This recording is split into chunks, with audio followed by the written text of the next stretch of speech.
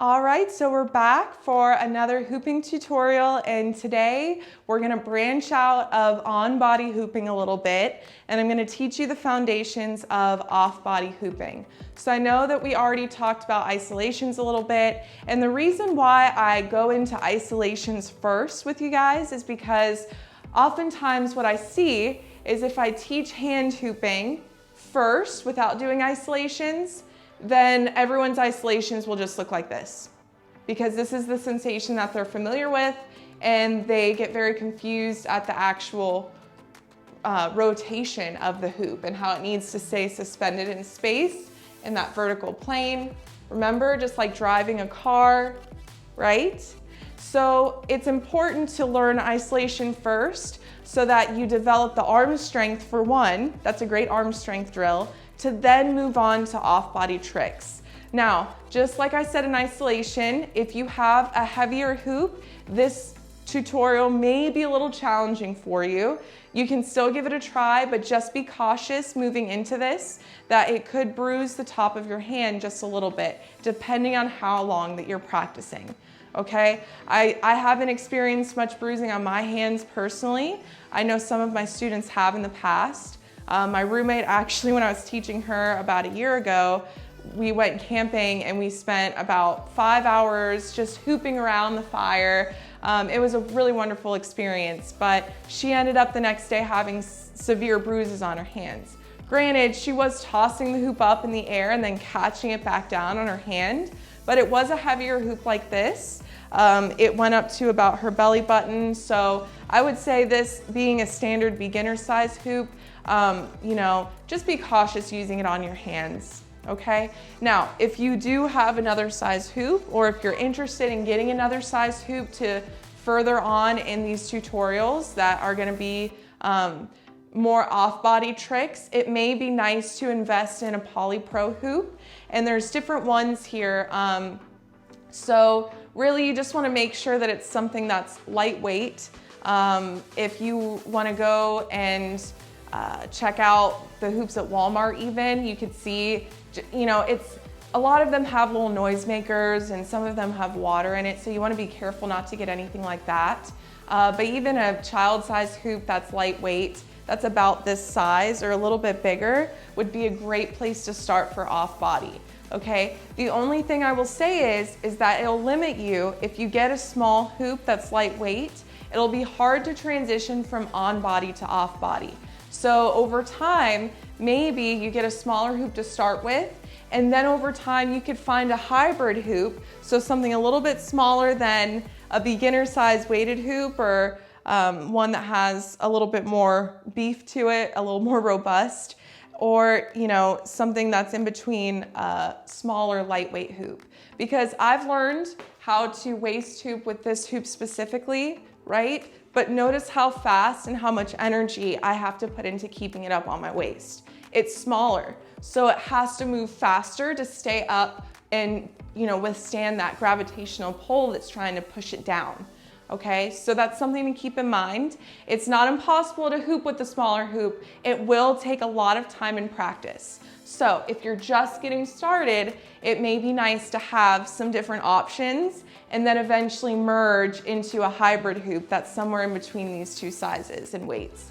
Okay, so just because I am down to clown, I'm gonna teach you how to hand hoop on the bigger size hoop, because I want to show you that it is possible, that you can do it.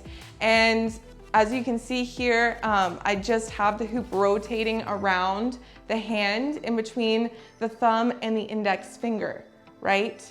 So just like we talked about in doing lasso and having the hoop going overhead, remember the thumb is in between, the hoop is in between the thumb and the index finger. It's the same thing when the hoop is going vertical up and down. It's still gonna go in the same spot on the hand. So if you've been practicing lasso or vortex, even if you've been practicing isolations and you're kind of struggling and you're letting go of the hoop and letting it roll over your hand, then you've already been practicing this, and that's great, you're ahead of the game. So really what we're gonna do today is just fine tune, and I'll show you some drills that you can practice to help you get smooth transitions of the hoop rotating around in that vertical plane. Because what can happen is, before you develop the strength to keep it in the right position, the hoop could get all wobbly, it could go at an angle. It's really hard for me to do this wrong. Once you learn it the right way, it's really hard to do it wrong.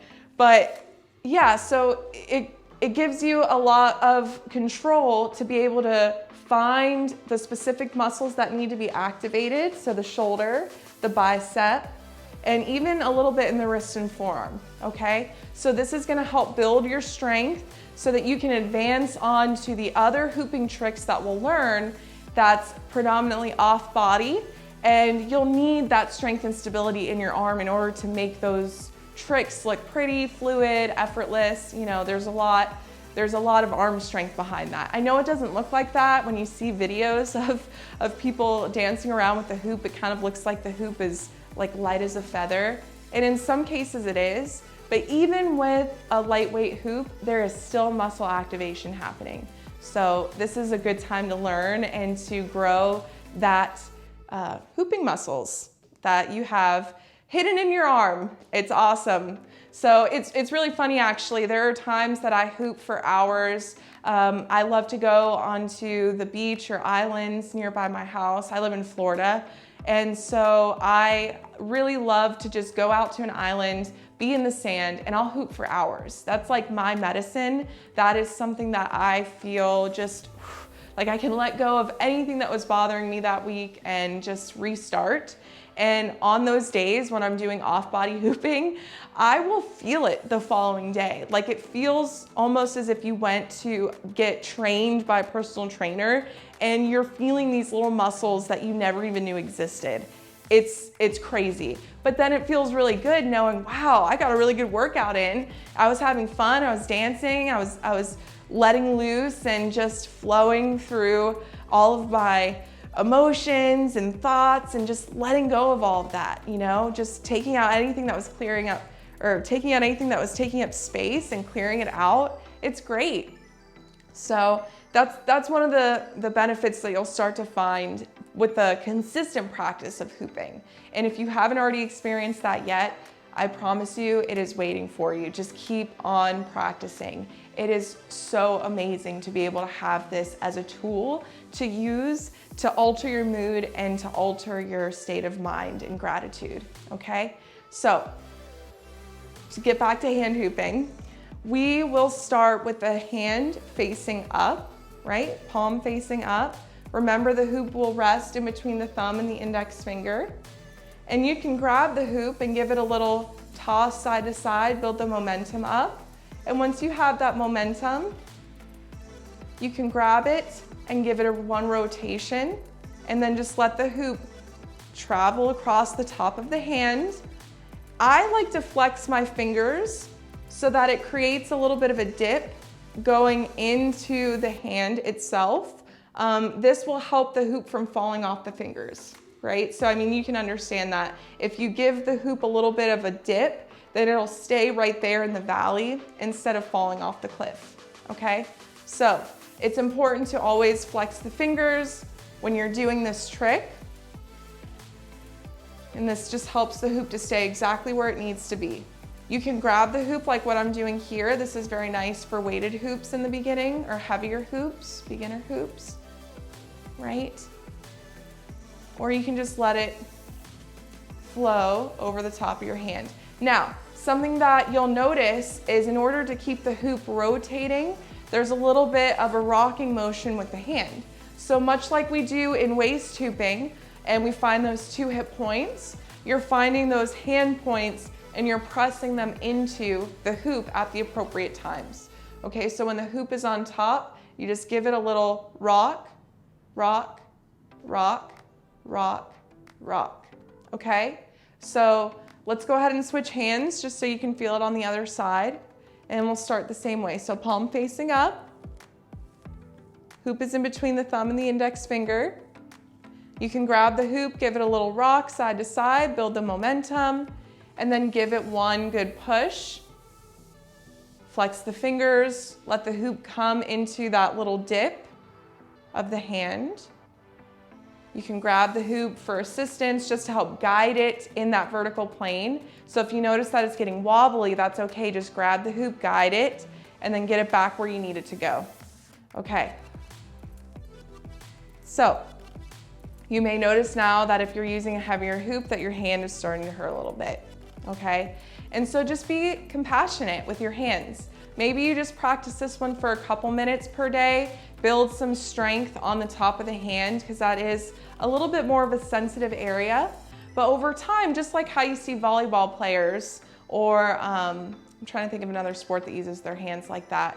Even like boxing and wrestling, that's kind of a bad example, but you get what I mean. When you're using parts of your body for a sport or an activity, in the beginning it's very common that you'll get bruised or that skin will be sensitive. But once you build up a little bit of resistance and strength, it'll start to protect itself. The skin will develop thicker skin and you'll be able to hoop across the top of your hand and it won't hurt or bruise at all. It'll just feel pretty natural. Okay, so if you are using a smaller hoop, if you already have one or if you decided to go out and buy one after watching the first part of this video and now you're back, then it's a little bit different in the sense that it'll feel like absolutely nothing going across the top of your hand. It'll feel very light, and now the entire motivation is to keep the hoop controlled because since it is lightweight, there is a lot more chance that it could go in all these different crazy directions, okay? The heavier hoop won't make as drastic movements because you have to think with the weight that it adds onto itself, it won't have the ability to just shift all the way in these crazy directions as fast, whereas a lighter weight hoop will be able to make those drastic shifts because it doesn't have a lot of weight to it. So let's say you're outside and you're hand hooping and the wind is blowing. The wind blowing is really gonna make it hard for you to hoop on your hand. Believe it or not, I know it sounds crazy, but that wind pressing on the hoop is gonna make it that much harder and you're gonna have to either flex your fingers a little bit more, activate the shoulder and the bicep to keep it somewhat in that vertical plane, maybe grab the hoop and assist it a little bit, right? So this is a really fun trick to learn. It's a drill, right? But you can do this trick just dancing around. So let's say that you are, let's say that you're hoop dancing and you were doing some on-body stuff and now you're getting kind of tired. Your heart's beating fast. You're running out of breath because on-body hooping takes a lot of energy. Okay, so then you bring the hoop off of your body. Maybe you lasso it up. Now you have it up here.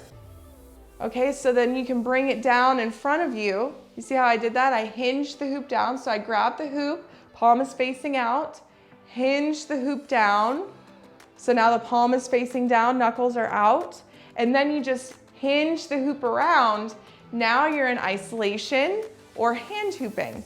Okay, and this is a nice little breather. This is a nice break. If you need a chance to catch your breath, to let your heart rate slow, it's a good opportunity to do that.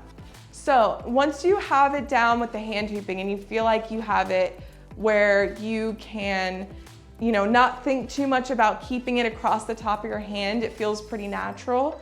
It may take a few times doing this, may take a few weeks, whatever, that's okay.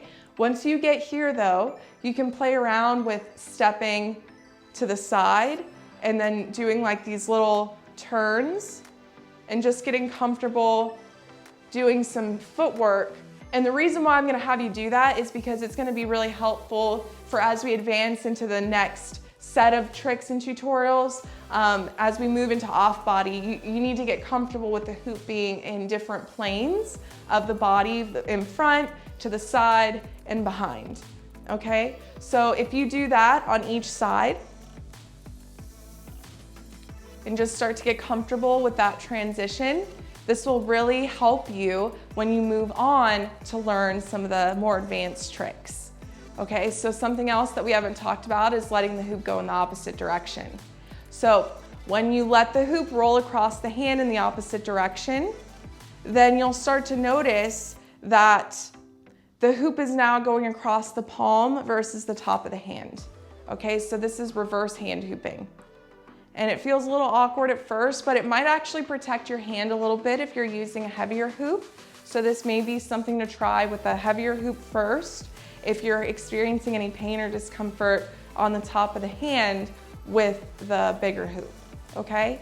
And then maybe even practice switching hands. So when you have to switch and do a few minutes on the other side, maybe practice just switching hands without stopping the hoop. That would be something fun to try. And these are all really great drills for learning off-body tricks, okay? And I know that it's not as fun or it's not as, you know, I know it's hard when you see all these tutorials online and they look really fun to try. You want to go for it, you want to try that. If you don't have these foundational skills though, it's going to be really hard to do something you know, more advanced with the hoop. So this is really important to practice, practice, practice now. Develop that stamina, develop the stability in the arm, develop the strength, the body awareness, the muscle memory, and then it'll be so much easier to advance, okay? Make sure you do both directions on both hands. So that's 4 different ways of doing hand hooping.